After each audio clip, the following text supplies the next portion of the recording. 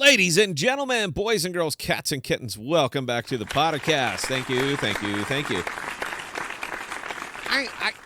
Our whole journey, our whole opinion editorial journey is kind of a double-edged sword for us because we don't particularly focus on just one thing or just one chain, and that's kind of the double-edged sword nature of it. Typically, you're going to want to build a base and just talk about what the base wants to hear. That's it. And it kind of pigeonholes you. And good money is wherever good money is, and sometimes you have to go out and explore to find it.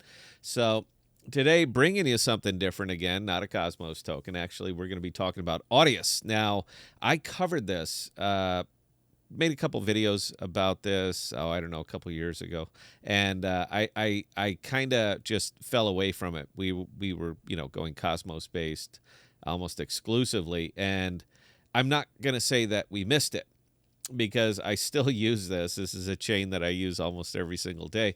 But I thought it'd be fun just to come out and discuss it from an investment standpoint for those who are interested. As we drift away from financial products, it's time to get solely focused on utility and use case products. And this is really one that I've been behind for a while, and that I'm going to continue to be behind because it's just a nifty platform. It's a music platform. That's what it is. All right, it's a music platform. New artists come on, you can upload. They actually incentivize you to upload tracks. And they're in kind of a tough market. Music is a tough market. It's always been a tough market. It'll continue to be a tough market, particularly with so many different places for creators, musicians to get their music out. I mean, you put it on SoundCloud, YouTube, tons of decentralized or alt platforms. I mean, there's just a lot of places to go. So when I was looking at that and considering Audius, that was kind of what held me back on that a little bit, is because there's so many different places for artists to get their music out in such a competitive space, and I wasn't really seeing it. So now this thing's got legs, guys. It is not going away. Why don't we just start? This is their actual dashboard. Well, why don't we start with the price? Everybody likes to start with the price. So we're just going to look at the max. From when this chain originally launched, and this was back, and it's Ethereum, by the way, way back in October 2020. I'm sorry. It's went through it. I mean, you're not seeing anything really unusual here that you're not seeing on most tokens, particularly, for most tokens. Anything that was launched prior 2019, 2020, it's going to have a similar chart, man. There's no real mystery there. But they soldiered through. I mean, they just absolutely soldiered through, kept it going, getting a little bit of gain right now. But the thing that I like about it is that market cap, $394 million.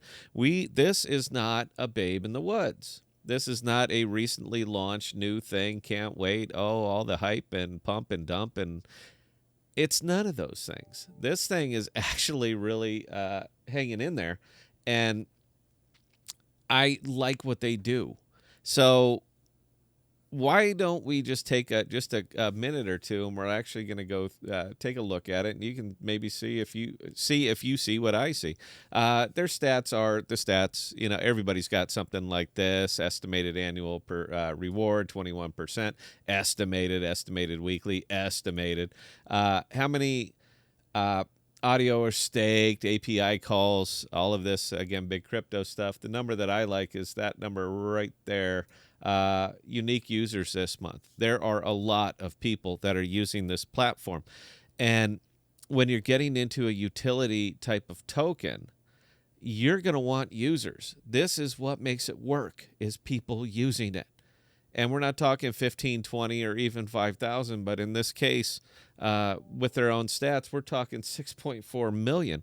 There's a lot of people that are using this platform. The app is great. The desktop app is great. It is just a really, really nifty product. So, by the way, I've been loving on this guy, Zunapalooza, artist Chris Weir. Chris Weird. He's out of Seattle. Most of his stuff is covers, but it's just such interesting covers. I mean, if you're going to go at it, he covers, like Bow Wow Wow and the Buggles. I love that. I have so much respect for it. He just takes the track and makes it his own, puts it on out. I think it's wonderful. You can find him here. You can find him over on SoundCloud, lots of different places. But if you want a good introduction to what this platform could possibly do, take a look at this guy, because I'll tell you what, his covers are really, really good. But this is what I'm looking for when I start pushing into utility products. I'm looking for tokens that are going to have a linear growth based on the amount of people that are using them. I understand it's a weird concept, but that is precisely what I am looking for, is people using blockchain, not just pumping it, not just hyping it, but actually using it. And this happens to be one of those products that people are actually using. I would love to just hit play, but I'm doing this on YouTube, so I got a hunch as soon as I hit play, he probably has these same songs on YouTube somewhere. So the very second I hit play, it's going to demonetize. I get a copyright strike. I don't want to do that. But if you'd like to check it out yourself, right there, audius.co. There is a little bit of a KYC element on this. They are going to want your email address. So if you want to use the app and all that stuff, you are going to have to provide an email address.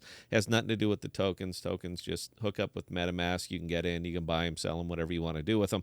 But I think that they have a pretty neat thing going on. Now, I do have one problem with it. I don't see how they've monetized this yet. Now, I got Emery, my partner Emery is looking into this, because there's got to be something that I'm missing here. In order for this product to be a successful product, it's going to have to be monetized. If not, it's just a hobby. In this case, it's a $400 million market cap hobby. But if it is still based purely on speculation of the token, then I'm going to have an issue with that. So I actually got Emery looking into that. I want to see, how are they monetizing this? That's what matters to me as an investor. That's what matters to me. And if you're going to be playing or swimming in these waters, it should matter to you as well. So I haven't quite found that yet, but I'm struggling with it. I'm really, really struggling with it. Now, I own the token. It's not hard to get, man. Look, if you want to go simple, you don't even have to DeFi this thing, man. You can just come right over here to Gemini. You can buy all the audio that you want, audio USD pairing.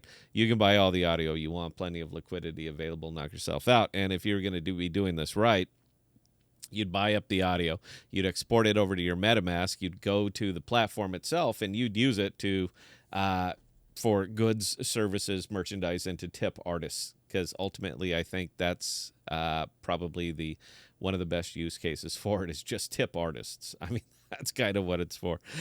Anyway, guys, look, man, I'm going to be bringing you this, another couple parts of this. I think it's a great project. I want to make sure that that I get the information out there.